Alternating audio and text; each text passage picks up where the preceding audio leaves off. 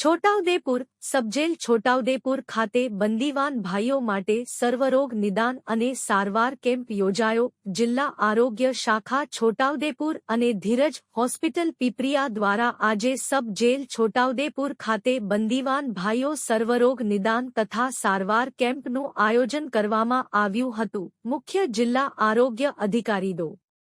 બી.એમ. ચૌહાણની સૂચના અને માર્ગદર્શન તેમજ સબજેલ સુપ્રિન્ટેન્ડન્ટ ડી.કે. પરમાર સાથે સંકલન હેઠળ યોજવામાં આવેલ સર્વરોગ નિદાન અને સારવાર કેમ્પમાં ધીરજ હોસ્પિટલ પીપરિયાની નિષ્ણાત તબીબોની ટીમ દ્વારા વિવિધ બીમારીઓનું સ્ક્રીનિંગ કરી જરૂરી તપાસ અને સારવાર આપવામાં આવી હતી.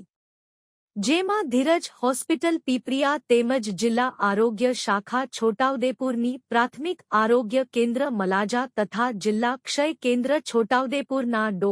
કુલદીપ રાઠવા તથા છોટાઉદેપુરના Valsingbhai Rathwa, general hospital Chhota Udepur ICTC counsellor Sanjaybhai Rathwa અને અનિલભાઈ સુત્રિયા સહિતની ટીમ દ્વારા સર્વરોગ નિદાન અને સારવાર કેમ્પમાં સેવાઓ આપવામાં આવી હતી. સર્વરોગ નિદાન કેમ્પ માટે ઇન્ચાર્જ સબજેલ સુપ્રિન્ટેન્ડન્ટ જે.આર. શામળ દ્વારા સુંદર વ્યવસ્થા કરવામાં આવી હતી. રિપોર્ટર રેહાન પટેલ છોટાઉદેપુર. આજરોજ સબજેલ છોટાઉદેપુર ખાતે જિલ્લા આરોગ્ય શાખા છોટાઉદેપુર અને ધીરજ હોસ્પિટલના સંયુક્ત ઉપક્રમે એક સર્વરોગ નિદાન કેમ્પનું આયોજન કરવામાં આવ્યું છે.